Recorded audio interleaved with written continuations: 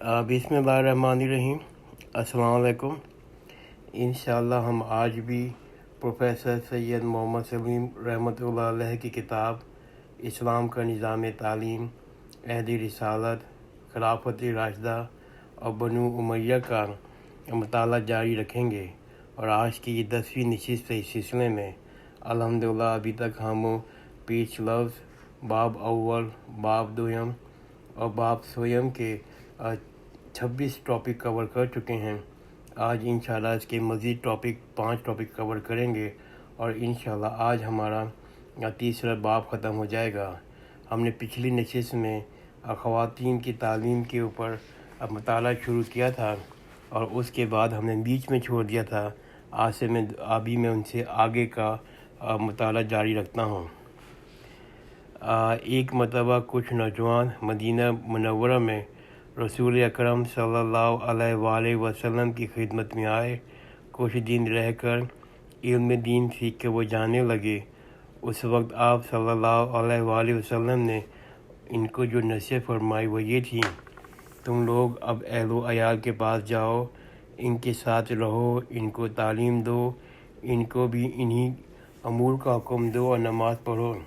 ये सही बुखारी की हदीस है। लोगों को ख़वातीन की तालीम की जानिब आप सल्लल्लाहु अलैहि वसल्लम ने तवज्जो दिलाई। आप सल्लल्लाहु अलैहि वसल्लम ने फरमाया, जिसके यहाँ 3 लड़के, 3 लड़कियाँ या 3 बहनें हों या 2 लड़कियाँ और 2 बहनें हों, वो उनको तालीम दे, अदब सिखाए, इनके साथ हुस्न सलूक से पेश आए और फिर उनकी शादी कर दे तो इसको जन्नत मिलेगी। ये अबू दाऊद की हदीस है। आखिरी खुतबे में आप सल्लल्लाहु अलैहि वसल्लम ने फरमाया, औरतों से बेहतरीन सलूक करो, वो तुम्हारी दस्ते नगर हैं। औरतों के बारे में खुदा से डरते रहो। ये तिरमिज़ी की हदीस है। अब हम टॉपिक शुरू कर रहे हैं, बच्चों की तरबियत। बच्चों की तरबियत सबसे अहम मसला है। बच्चे माँ बाप के पास अमानत हैं, पाकीज़ा दिल और कीमती गौहर हैं। हर किस्म की नक्शो निगार से पाक व साफ़ हैं। हर किस्म की नक्शो निगार को कबूल करने की सलाहियत रखते हैं। वालिद साहब ने ये पैराग्राफ इमाम गज़ाली की किताब अहयाए उलूम से लिया है। बच्चे की तालीम का आगाज़ इस्लामी तसव्वुर हकीकत से होना चाहिए। इंसान दुनिया में अल्लाह ताला का बंदा है और इसका खलीफा है। मुसलमान बच्चा जब पैदा होता है तो उसकी एक कान में अजान और दूसरे कान में अकामत कोई बुजुर्ग शख्स देता है, यानी वकालत। इस बुजुर्ग की ज़बान से कलमा तौहीद अदा करता है तो बच्चा मुसलमान हो जाता है। इसलिए कि दुनिया में एक लम्हा भी ऐसा ना गुजरे कि वो मोमिन शख्स ना हो, वो बच्चा मुसलमान हो जाता है। इसलिए है कि दुनिया में आकर एक लम्हा भी ऐसा ना हो कि वो मोमिन मुसलमान ना हो। जब वो बोलने लगे तो पहले लफ्ज़ इसकी ज़बान से अल्लाह निकलवाना चाहिए। रसूल अल्लाह सल्लल्लाहु अलैहि वसल्लम ने फरमाया, जब बच्चा बात करना शुरू करे तो उसको कलमा सिखाओ। ये मुस्तरक हाकिम से लिया है वालिद साहब ने। जब बच्चे 7 साल की उम्र को पहुंच जाए तो इनको नमाज़ पढ़ने का हुक्म दो।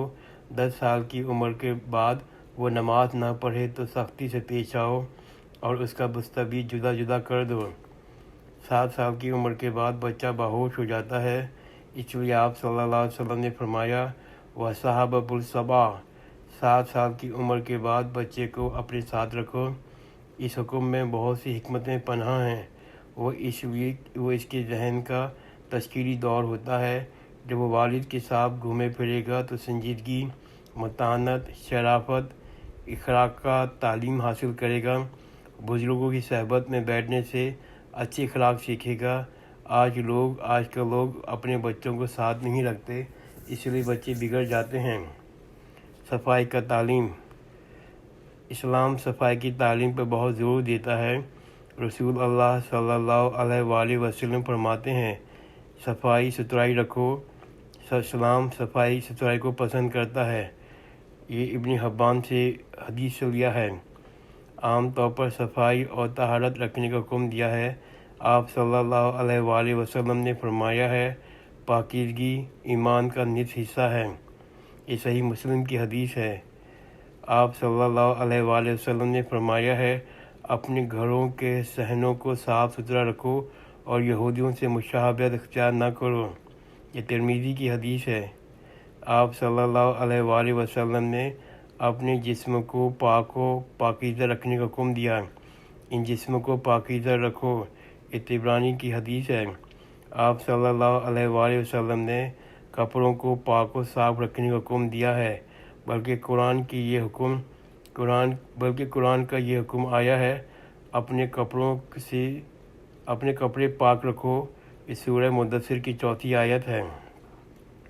آپ صلی اللہ علیہ وآلہ وسلم کھانا کھانے کے بعد حلال کرنے کا حکم دیا ہے تاکہ دانتوں میں کوئی چیز اٹکی نہ رہ جائے۔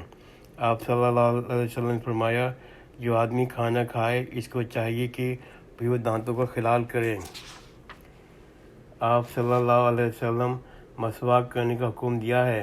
آپ صلی اللہ علیہ وآلہ وسلم نے فرمایا، اپنے منہ کو مسواک سے صاف کیا کرو، وہ اس لیے کہ یہ قرآن کے راستے ہیں۔ آپ صلی اللہ علیہ وآلہ وسلم نے مسواک کرنے کا حکم دیا ہے۔ ہر نماز کے موقع پر دانتوں پہ مسواک کیا کرو۔ یہ ابن ماجہ کی حدیث ہے۔ آداب کی تعلیم۔ صفائی کی تعلیم کے سلسلے میں آپ صلی اللہ علیہ وسلم نے فرمایا، بالغ کو اپنے بالوں کا خیال رکھنا چاہیے، یعنی ان کی درستگی، صفائی وغیرہ کا خیال رکھے۔ یہ ابو داؤد کی حدیث ہے۔ 15 دن میں ناخن تراشو۔ چھینک آئے تو منہ کو ہاتھ سے ڈھانک لو۔ آپ صلی اللہ علیہ وسلم چھینکتے وقت اپنے دست مبارک یا کپڑے کو منہ پر رکھ لیا کرتے تھے۔ اپنے دائیں ہاتھ سے کھاؤ، تشتری میں اپنے سامنے سے کھاؤ، کھانے سے پہلے اور کھانے کے بعد ہاتھ دھو اور کلی کرو۔ یہ بخاری کی حدیث ہے۔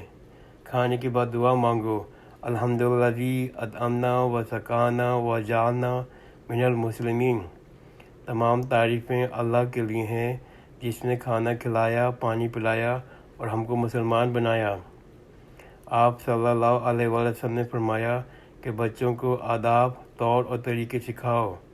عمر بن ابو سلمہ بیان کرتے ہیں، کھاتے وقت میرا ہاتھ تشتری میں چاروں طرف گھومتا تھا۔ اس پر آپ صلی اللہ علیہ وسلم نے فرمایا، بیٹے، سب سے پہلے تو اللہ کا نام لے، بسم اللہ الرحمن الرحیم پڑھ، پھر دائیں ہاتھ سے کھانا کھا اور جو تمہارے سامنے اس سے کھانا کھاؤ۔ یہ صحیح بخاری کی حدیث ہے۔ آپ صلی اللہ علیہ وآلہ وسلم نے فرمایا، یا تم میں سے کوئی پانی پیے تو گلاس کے اندر سانس نہ لے، پانی میں پھونکے نہیں۔ یہ ابو داؤد کی حدیث ہے۔ آپ صلی اللہ علیہ وآلہ وسلم نے فرمایا، یا تم میں سے کوئی جمائی لے تو بائیں ہاتھ اپنے منہ پہ رکھ دے۔ یہ مسند احمد کی حدیث ہے۔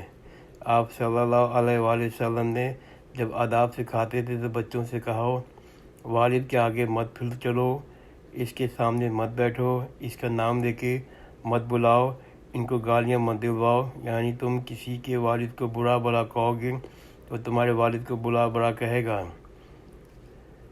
بچوں کو عمومی تربیت کے متعلق آپ صلی اللہ علیہ وسلم نے طلباء کے مسلم حضرت معاذ بن جبل سے فرمایا، وہ بیان فرماتے ہیں، تم لوگ ناز و نعمت، عیش و عشرت میں پڑھنے سے بچو، اس لیے کہ اللہ کے بندے ناز و نعمت میں نہیں پڑھتے۔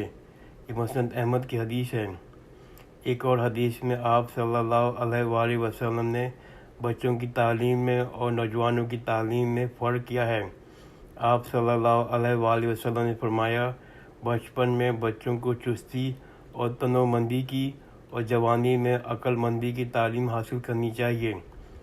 یہ حدیث ترمذی کی ہے اور یہ حدیث بہت اہم ہے۔ اس حدیث سے یہ بات اخذ کی جاتی ہے کہ بچپن میں بچوں کو صحت مندی، توانا اور طاقتور بنانے کی طرف توجہ دینی چاہیے، اور ذرا بڑا ہو جائے تو بعد معلومات اندوزی کی تعلیم دینی چاہیے۔ اس زمانے میں جو شخص لکھنا، پڑھنا، تیراکی اور تیر اندازی کا ماہر تھا اس کو مرد کامل کہا جاتا تھا۔ بچوں کو کیا تعلیم دی جائے، اس سلسلے میں رسول اللہ صلی اللہ علیہ وسلم نے فرمایا، 3 عادتوں کو بچوں کے اندر پیدا کرو۔ نبی صلی اللہ علیہ وآلہ وسلم کی محبت، نبی کی اہل بیت کی محبت اور قرآن مجید کی تلاوت، اس لیے کہ قرآن کے حافظ قیامت کے روز عرش کے زیر سایہ ہوں گے، انبیاء اور صوفیاء کے ساتھ ہوں گے، جبکہ اس سائے کے علاوہ کوئی اور سایہ حاصل نہیں ہوگا۔ یہ ترمذی کی حدیث ہے۔ الحمدللہ اس کے ساتھ ہی ہم نے باب سویم ختم کر دیا۔ انشاءاللہ نیکسٹ نشست میں ہم باب 4 شروع کریں گے، باب چہارم شروع کریں گے۔ جزاک اللہ خیرن، خدا حافظ۔